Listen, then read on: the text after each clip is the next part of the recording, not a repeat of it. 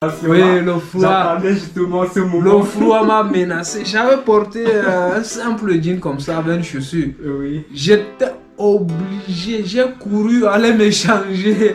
Heureusement que j'avais des effets dans le sac ou des chaussures contre le froid, des choses contre le froid. Donc je me suis échangé. Pour s'adapter ici, c'est difficile. Hein? Ouais, effectivement. C'est difficile. Mais je savais quand même qu'il faisait froid. Mais pas À ce niveau. Pas à ce niveau. Pas à ce niveau. Mais à ma grande, je me suis dit, les gens s'y font comment pour vivre? Et comment ils ont fait même pour se développer? Privet Africa.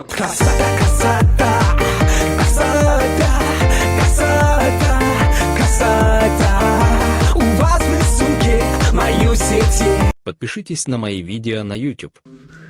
Bienvenue dans ce podcast dans lequel nous recevons les étudiants étrangers qui étudient, plus particulièrement ici dans notre ville, en Russie. Aujourd'hui, nous recevons l'étudiant Benjamin qui est à l'université Tsushu dans la grande région de la Sibérie. Bienvenue Benjamin. Oui, bonsoir. Comment tu vas? Je vais très bien et toi? Ça va. Tout va bien. J'ai préféré venir chez toi-même, t'inviter à ce podcast et te poser des questions qui vont permettre à tous ceux qui souhaitent venir étudier ici en Russie comme nous et de pouvoir mieux prendre des décisions. J'espère que notre entretien sera vraiment enrichissant pour qu'on puisse à notre niveau éclairer nos différents téléspectateurs. Exactement, c'est une immense joie pour moi vraiment d'être invité sur ton plateau. Et c'est vrai que tu as déplacé ton plateau chez moi aujourd'hui. Quelle immense joie! Effectivement. Bon, j'aimerais que tu te sentes vraiment comme chez toi. Exactement. Que ça soit libre, que l'atmosphère ne soit pas... Oui, j'apprécie cela vraiment et ça me fait vraiment, comment dire, ça m'apporte de la joie quoi. Je vais me présenter comme tu as bien su le faire. Moi je suis Benjamin, un étudiant et doctorant à l'université de Tsushu et physicien en fait. Donc je suis arrivé ici l'année passée et je continue dans les recherches. Mais bon, voici une brève présentation de moi. Et quelle est ta formation de base? Bon, ma formation de base, quand je suis au Cameroun, j'ai eu une formation en mécanique et matériaux. Oui, c'est-à-dire de la physique appliquée, de la mécanique appliquée. J'ai su comment manipuler certains logiciels, oui, et surtout les mathématiques. Ouais. Bon, avant d'entrer en profondeur dans les mécaniques, les mathématiques que tu as eu à faire au pays, j'aimerais que tu commences déjà par nous dire c'était quoi la raison précise pour toi d'avoir fait le choix de venir en Russie. Quelle est la raison précise qui t'a poussé à faire le choix de la Russie? Bon, ça c'est une question très importante parce que la majorité des personnes que je rencontre me posent cette question. Et franchement, la raison pour laquelle je suis ici en Russie, c'est que dans mon pays, le Cameroun, certes, nous avons des meilleurs professeurs, des meilleurs enseignants, mais nous n'avons pas de laboratoire. Hélas, mon domaine n'a pas de laboratoire. Nous avons que nos ordinateurs pour faire des modélisations.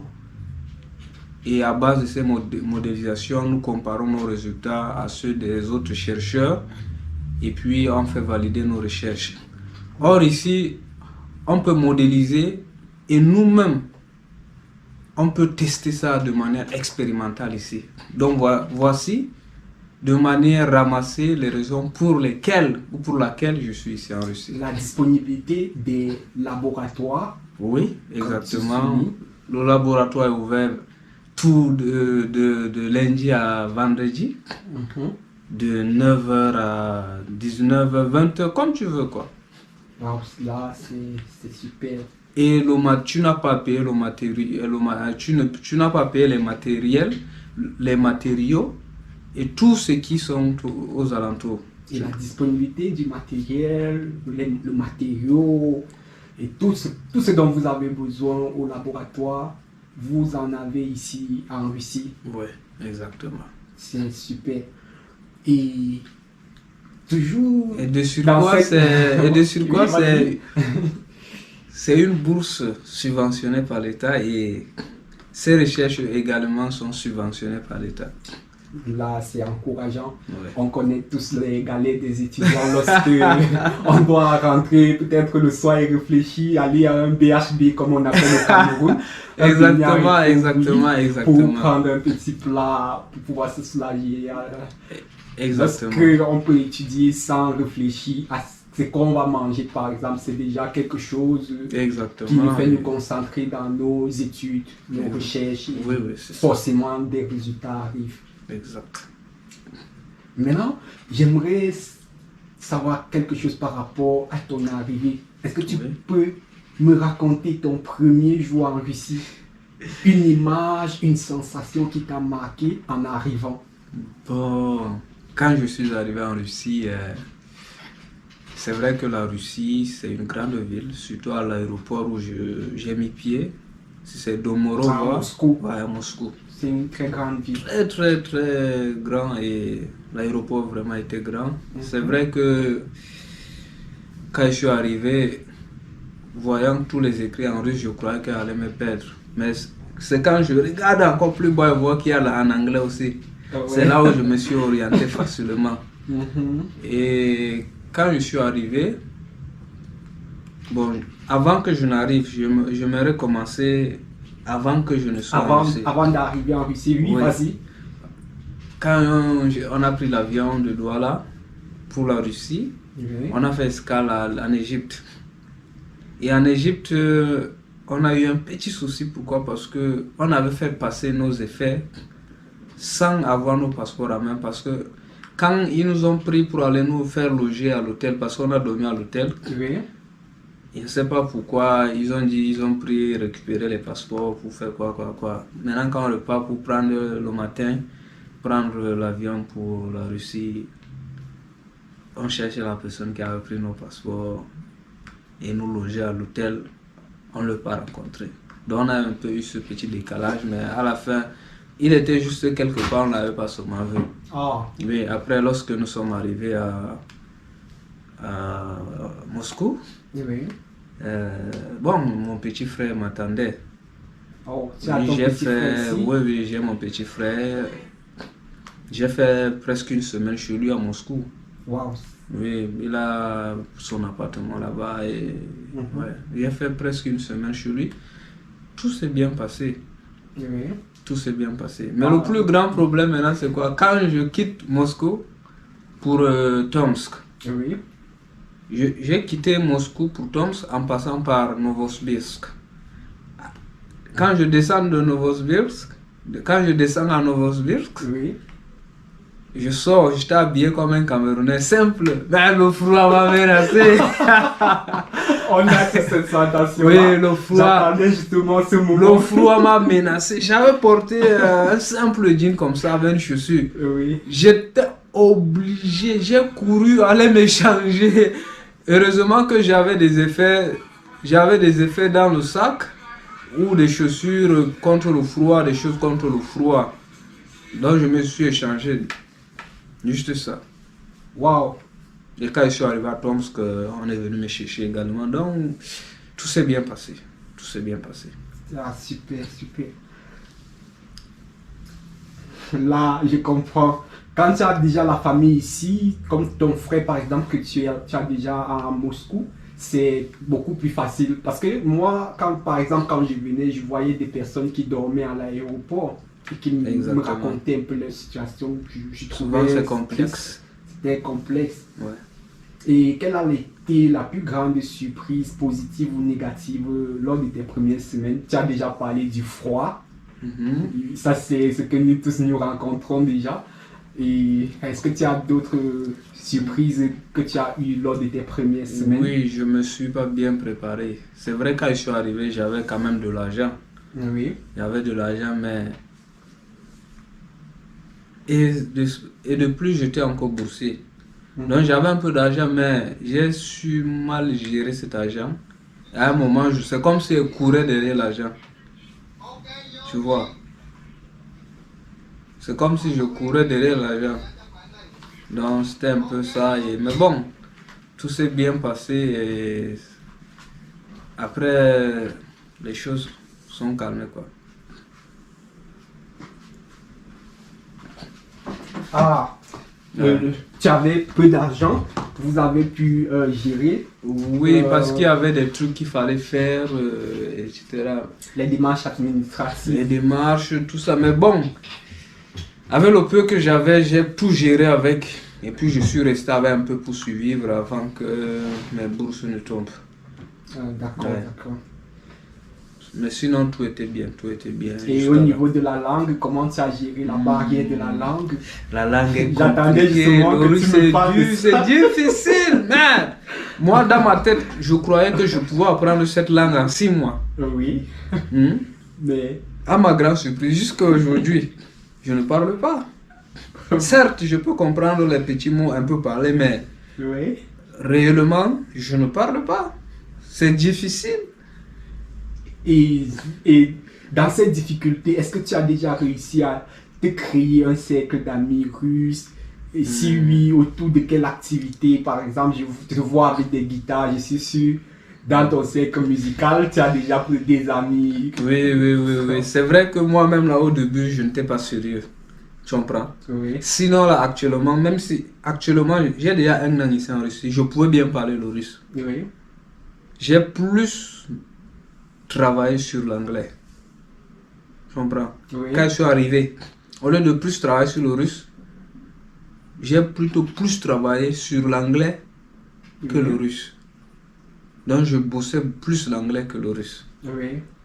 Mais c'est après que je me suis rendu compte que je devrais gérer les deux au même moment. Parce que je suis en Russie et on ne communique que En russe. en russe, tout se fait en russe. Oui. Pourquoi j'avais vraiment cette ambition d'apprendre l'anglais? Parce que je sais qu'en thèse, tout, on va écrire Oui, des la articles, majorité tous en des anglais. articles à Tu vois, lire, oui, à Tout écrire. est en anglais. Oui. Donc voilà pourquoi j'avais plus misé en anglais. Mais bon, je me suis rattrapé aujourd'hui. J'ai un cercle d'amis, j'ai des amis russes avec qui je parle chaque jour. Donc, ouais. Waouh, c'est super de savoir Et ça. comme tu as parlé également de la musique, oui, c'est un domaine, c'est un milieu où je me sens à l'aise quand je suis entouré des musiciens Waouh, de waouh. toutes les nationalités. J'espère qu'à la fin de cette interview, tu vas nous jouer une belle mélodie. Bien sûr, avec joie, avec joie. Super. Allons-y. Nous allons maintenant toucher un peu ta vie quotidienne et tes études. Quel est ton rythme de vie? Type entre les cours, la bibliothèque, la vie au dortoir étudiant ou en appartement. C'est quoi ton rythme de vie? Tu peux Bon, décrire ça? je ne suis pas un gars qui dépense trop, Mhm. mais lorsque je veux acheter un truc quand même, même si c'est cher, je veux l'acheter. Mais la chose doit être vraiment de qualité. J'aime la qualité. D'accord. J'aime ce qui est beau. Oui. Ouais, voici mes principes. Et bon, ma vie est semblable à la vie de tous les étudiants. Mhm. Donc, quand on dit étudiant, c'est une vie restreinte, c'est une vie cool, simple, posée. La maison, le magasin, le les magasin, études. voilà, l'université, etc. Oui. Et maintenant, toujours dans cette vie quotidienne, quelle différence as-tu noté sur la méthode d'enseignement entre ton pays et la Russie? Honnêtement, Déjà, il faut souligner que tu viens du Cameroun. oui, Je pense qu'on l'a souligné en entrée. oui, Ouais. bien sûr. D'accord. Honnêtement parlant, chez nos pays, on nous enseigne bien. Moi, je le dis clairement. Parce Ouais. que nos anciens sont stricts avec nous. Ici, On les enseigne aussi bien, mais j'ai l'impression qu'ils n'aiment pas vraiment bosser. Ah, Bon, parce que j'ai eu à surveiller les petits là, quand ils composent. C'est la même chose qui se passe chez nous également. Il y a des étudiants qui ne veulent pas travailler. Bon, mais sans te mentir, nous avons quand même des bons enseignants. Moi, je me dis au Cameroun, le problème que nous avons, c'est quoi? Peut-être c'est le gouvernement qui a un problème, peut-être, je ne sais pas. Je dis peut-être, pourquoi? Parce que on a l'impression qu'on ne veut pas que les étudiants évoluent. Hein? ouais, Parce que quand nous voyons les universités, rien n'est équipé. ouais, On parle de la mécanique. Quand on parle de la... Moi, je suis un mécanicien. Je suis un spécialiste de la mécanique et matériaux. ouais. Hmm? Mais quand on parle de mécanique, ça veut dire que c'est quelqu'un qui doit connaître beaucoup de choses. Hmm? Mais Sur le plan pratique. Oui, sur le plan pratique. D'accord. Mais hélas, à ma grande surprise, non. C'est pas... Nous avons plus de théorie que de pratique. Bien sûr, ils vont dire que c'est l'université, que l'université n'est pas polytechnique, n'est pas l'INSAI, mais tout ça, c'est du n'importe quoi. Mhm. Sinon, ils nous forment pourquoi? Effectivement. Mais bon, ici, l'enseignement, ils enseignent bien. Ouais. Ils ont des enseignants qualifiés, très qualifiés, qui savent approcher l'étudiant.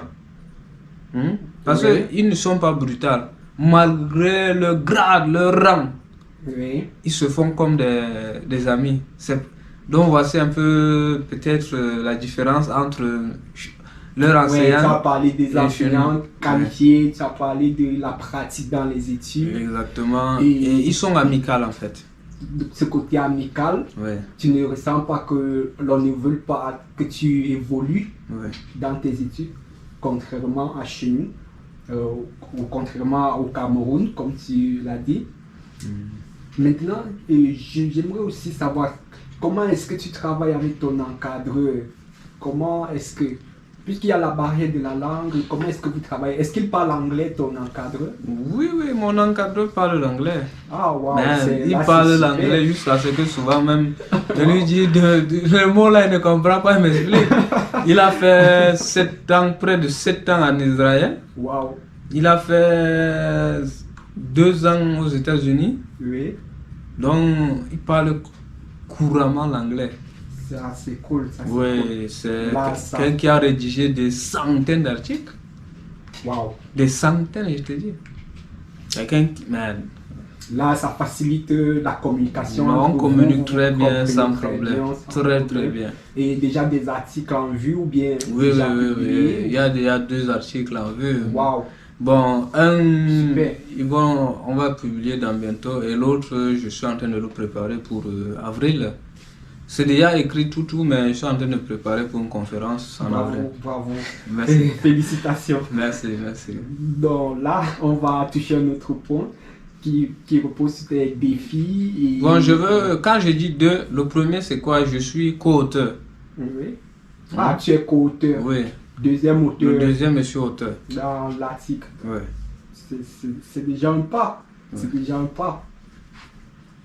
Quel a été le défi plus inattendu auquel tu as dû faire face et comment l'as-tu surmonté?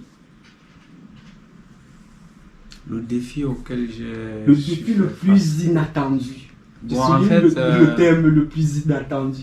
Je sais parce que quand tu es un Africain, tu quittes le chez toi Oui, et tu pars ailleurs.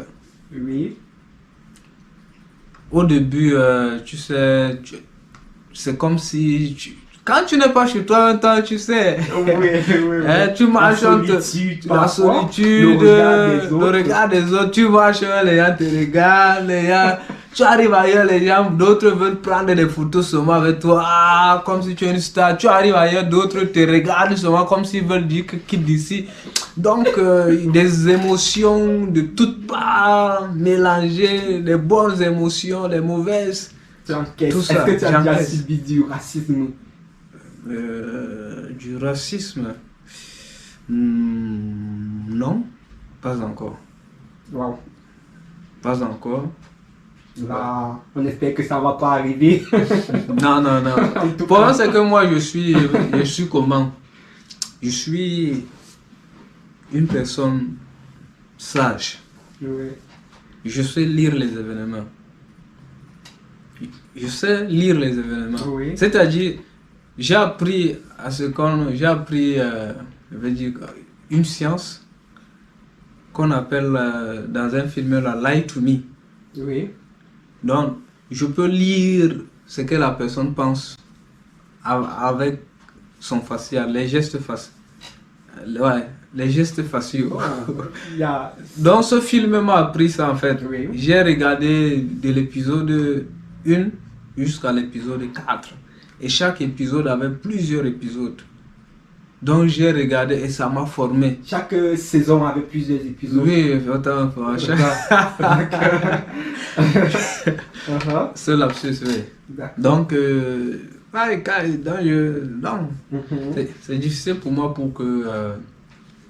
Et jusqu'ici, y a-t-il une ressource ou bien une personne qui a été vraiment d'une aide déterminante pour toi dans ton adaptation? Oui, bien sûr. Une recette? Dans mon adaptation, d'abord, premièrement, à mon frère Marcel. Ah, Bon, en merci. commençant par mon petit frère qui est à Moscou. Oui. Mon frère Marcel et mon entourage, mes amis des autres pays d'Afrique, mes amis de la Russie. Ouais. Et tu n'as pas une copine russe? Bon, peut-être ça pourra venir avec le temps. Ah, avec le temps. Ouais. D'accord. Bon, là, on va parler un peu de culture et échange. As-tu adopté une habitude ou une tradition qui est typiquement russe dans ton quotidien? Non, pas encore. Pas encore. Je me sens toujours africain, je suis toujours africain. Je veux demeurer africain. Wow, Ouais. c'est fort ça. Ouais, Donc il n'y a ouais, pas ouais. une seule habitude des Russes que tu as capté. Bon, peut-être que au niveau même peut-être des mots, peut-être que tu Bon, vois ça. l'habitude des Russes que moi j'ai capté, c'est quoi? Oui. C'est le langage de parler. Ouais. Être franc Être et franc. véridique. Quand tu parles avec force. Ouais. Quand il dit force, c'est force intérieure, pas. Le genre, avant moi, quand je parlais, je peux dire, ouais, j'étais un peu Timide. doux, timide, un genre. Ouais. Mais Tu as vu quand que les j'ai Russes vu ne sont comment pas ils des vivent, personnes ils sont timides. pas des personnes timides. Ouais. Ouais, les Russes ne sont pas des personnes timides. Et ça a enlevé ce côté-là de moi. Voilà. Oui. Là, c'est cool. Ça aide toujours à avancer, vaincre la timidité. Et ils n'aiment pas les gens timides. Mhm. Les Russes n'aiment pas des personnes timides. Quand tu es timide, en tout cas d'ailleurs même quand tu es timide, on te prend comme un enfant. Même si tu es vieux, hein, un père de famille comme toi avec les cheveux blancs déjà sur la tête. Hein, On va te prendre pour un enfant. ouais, donc, Oh là. Bon, et du côté cuisine russe, est-ce que tu as un plat favori russe? non. Ah non? Tu n'as Donc, pas un peut-être ils plat- ont leur style, leur chocolat que j'ai beaucoup aimé. L'année passée, j'achetais même ça beaucoup. Ah. J'ai seulement arrêté. Tu as beaucoup aimé les chocolats? Ouais, le chocolat, vraiment, c'est wow. Et ils ont même les gâteaux. Il y a leur manière de faire du gâteau que j'ai même mangé tout à l'heure. Ah. Il y a même le reste est là. Et Non, tu parles du gâteau, tu parles du chocolat, mais Ouais. nous-même en Afrique, on a ça. non, Moi, mais je c'est te parle des mets spécifique. purement Ça, c'est traditionnels. spécifiquement essayé? russe. Le chocolat, c'est spécifiquement russe. Mais Il y a le je crois que chocolat le goût- camerounais. le goût- Non, bon, Tu trouves que le goût est différent? c'est différent. Oh, ok. Leur mets, oui, il y en a bien sûr. Ce qu'ils appellent souvent les soupes là. Je n'aime pas ça.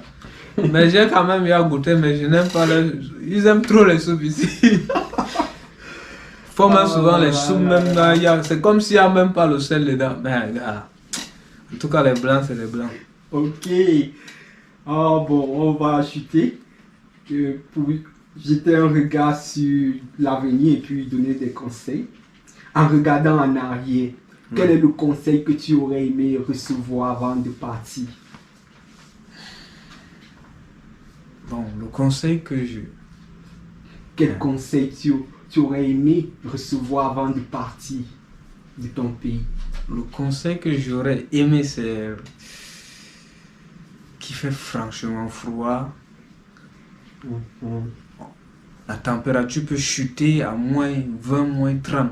Ouais. Parce que moi, dans ma tête, c'est que si c'était trop, peut-être c'est dans les moins 2, moins 3. À ma grande surprise, j'arrive, je vois, nous sommes à moins 25, moins 30. Mais je n'ai rien compris. Pour s'adapter ici, c'est difficile. Hein? Ouais, effectivement. C'est difficile. Mais je savais quand même qu'il faisait froid.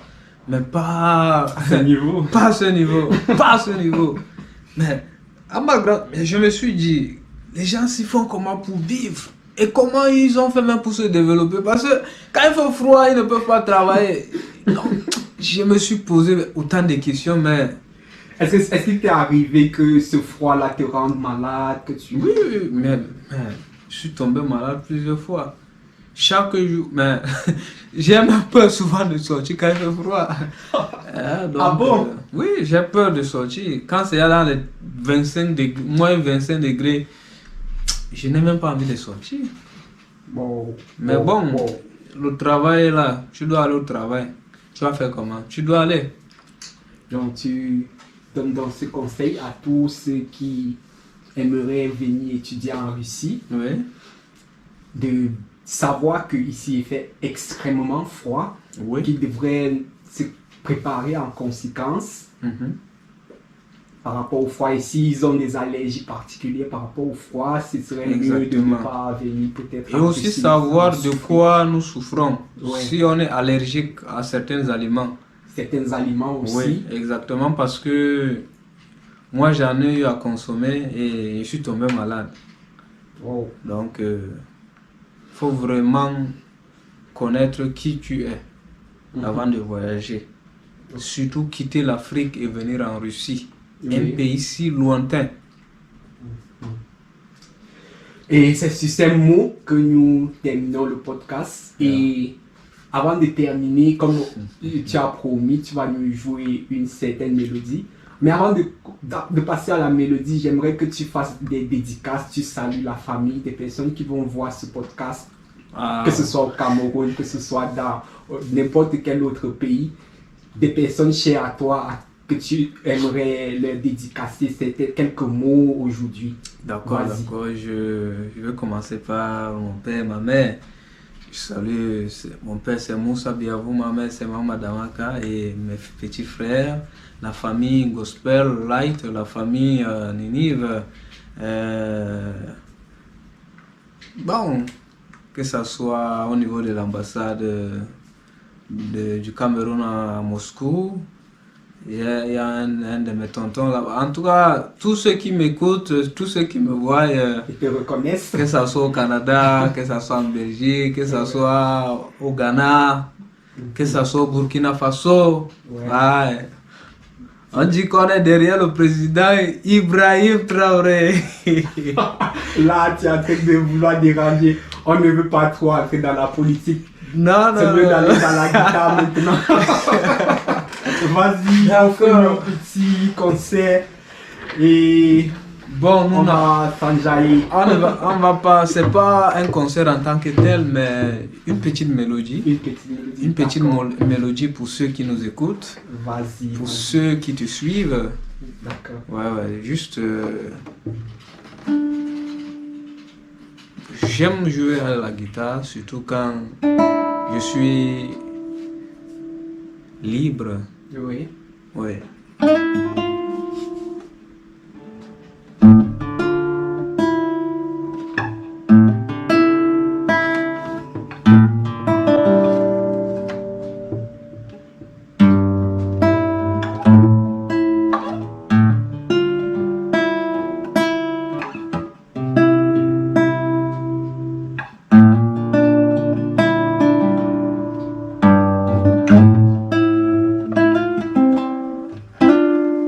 Ouais, c'était juste ça et à la Merci prochaine. beaucoup, merci beaucoup, merci beaucoup.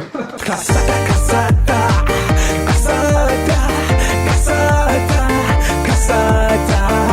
У вас в рисунке мою сети. Подпишитесь на мои видео на YouTube.